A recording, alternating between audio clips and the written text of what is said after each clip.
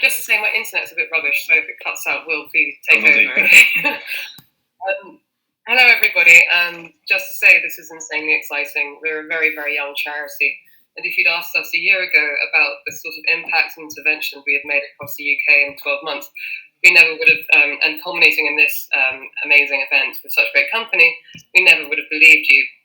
As we are young and you may not have heard of us, we're going to briefly explain who we are and what we do before showing you how it came together at Broadwalk Shopping Centre in Bristol. So to introduce myself, I am Camilla Cole, founder of Hypha Studios. Having worked as a curator in the private gallery system, I wanted to find a way of having more impact and support artists who weren't in or weren't able to be in the gallery system. There's so much culture to shine a light on, and it's not just in London, so I founded Hypha Studios. I'm Will Jennings. I've been helping Camilla since we founded about a year ago. My background isn't just in culture, but also in architecture, which I studied. I teach at two universities, landscape and architecture, and I write about it. And so Hypha Studios, when I was invited to be involved, is kind of this meeting of lots of my interests. Before we drop into Bristol to see kind of what we've been doing there in a number of the empty units, I just want to touch on how we work as an organisation. We see ourselves as a light touch. We don't really demand heavy infrastructural change or money to be spent on turning empty units into pristine white wall galleries. Instead, we like to work with the existing context. And by that, I mean the fabric of the shop, but also the existing local community, the existing cultural networks.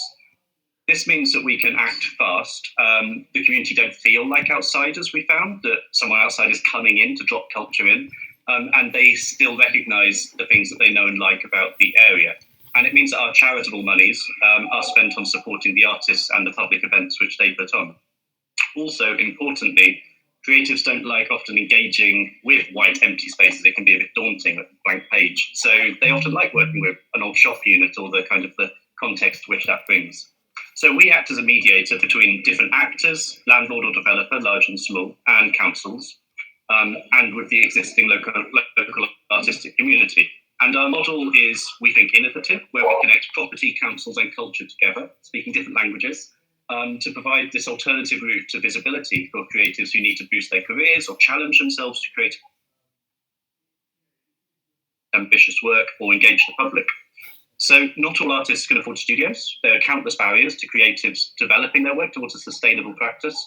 Could be a distance to existing studios, the expense of rent, that not everyone needs a space 7 days a week if they have work or caring or family commitments. They might not have the confidence to take on a whole studio, or they might just want to test the water to see if their practice can kind of use that kind of space. So we give the creatives free short or long-term space in return for their commitment to a public programme. And we support these users we talk to the landlord about their space and local experts and cultural experts about the needs for the area and what the area would also benefit from. So we are only a year old, but so far the outcomes have been great. We have supported 32 artists or collectives comprising of 107 individual creatives. We have worked in 11 different locations, including Bristol, but also Eastbourne, Penrith, Derby, Dudley, Southport and London. Our place creators have organised 148 public events to genuinely put organic, bottom-up culture into unexpected places at the heart of communities.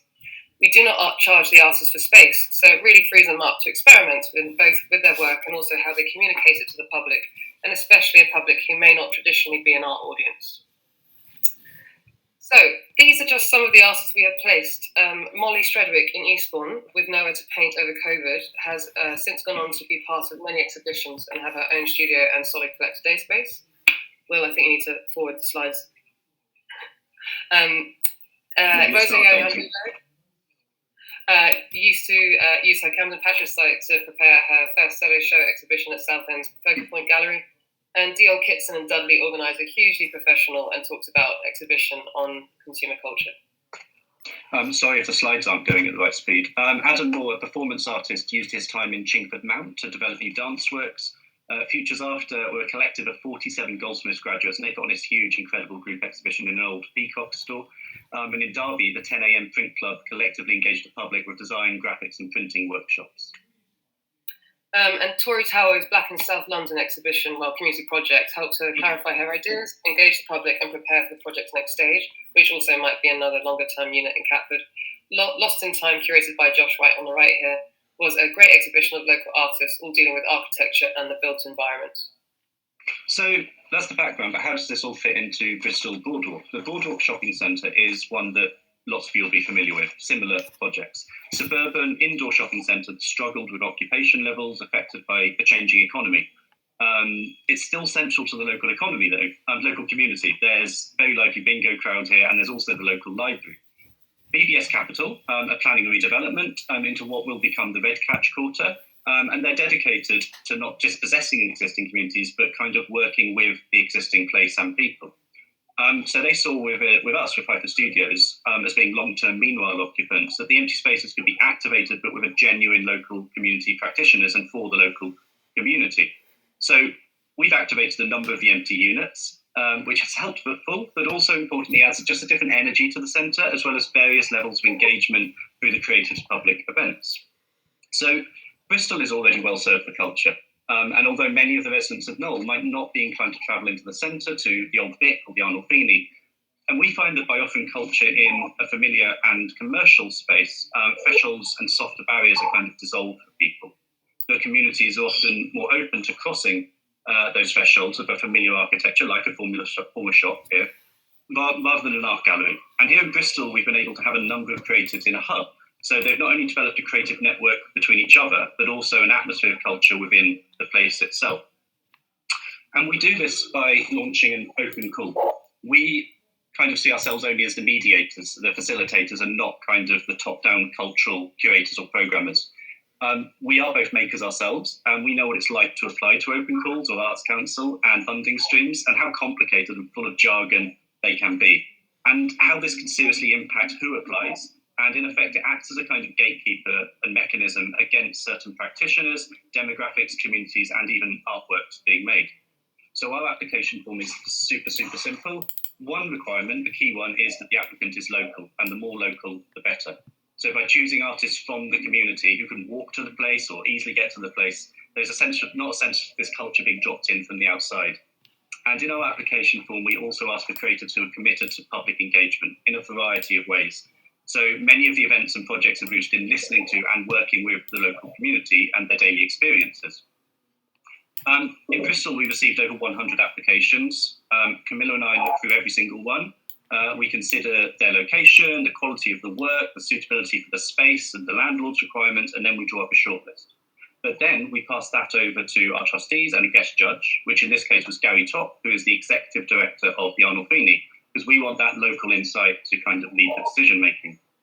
So since August 2021, we've had 5 units in Boardwalk. We've hosted 9 local artists or collectives selected via open call, and they brought photography, poetry, performance, visual, sound, digital arts into Boardwalk, and they've included poet-publisher Paul Hawkins, who organises Poem Brute events in an ex-news agents, and he said, as an artist in his 50s, having a studio space has helped me legitimise my work and me as an artist for the first time. Tangle Immersive, a digital artist duo, developed playful digital installations for the community, and they've since gained backing from local universities to develop R&D hub in the local area. Owl on the Roof Theatre Collective and Flying Chairs are both theatre collective that have done prop making workshops and scratch performances. And Jonah Kenzer of Owl on the Roof has said, as young creatives, having a space that is our own to rehearse and build props has been an incredible gift, not to mention the continued support and access to Arts Council funding. Being trusted to have a space to focus on the skills we have has made all the difference. And here's photographs from Tom Skip, who's been working set up his shop as a local photo studio and has worked with local public, talking to them about their relationship to the place. So we've got 1 minute left. Yeah. And they've also organised whole weekends for festivities and things as well. At the moment, we're applying for Arts Council National Portfolio status, and one of the areas we're keen to develop is data gathering. So we don't have a lot of other than anecdotal data for Bristol, but what we have had is fantastic, including one letter that someone received, a poet. Friday evening was the most unexpected treat, a totally inclusive evening providing an opportunity for performance and spoken word artists to be heard and experienced in all their delicious uniqueness. And we were made incredibly welcome. It was fantastic to see new creative, idiosyncratic life being breathed into the Boardwalk. And it's feedback like that and seeing things happen that kind of make it all worthwhile for Camilla and I. So Camilla, just to finish. Yeah, so this entry is focused on Bristol, but we honestly had trouble picking which project from our first year to apply with.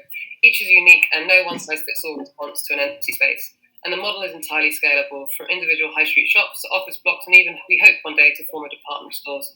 We're very proud of the Boardwalk project, so wanted to enter it, and we're equally proud to have it shortlisted. But what gets us excited most as a young charity is the ability to adapt to new towns, places, communities, cultural practitioners, and needs. There's a flexibility which is responsive and, most importantly, fun.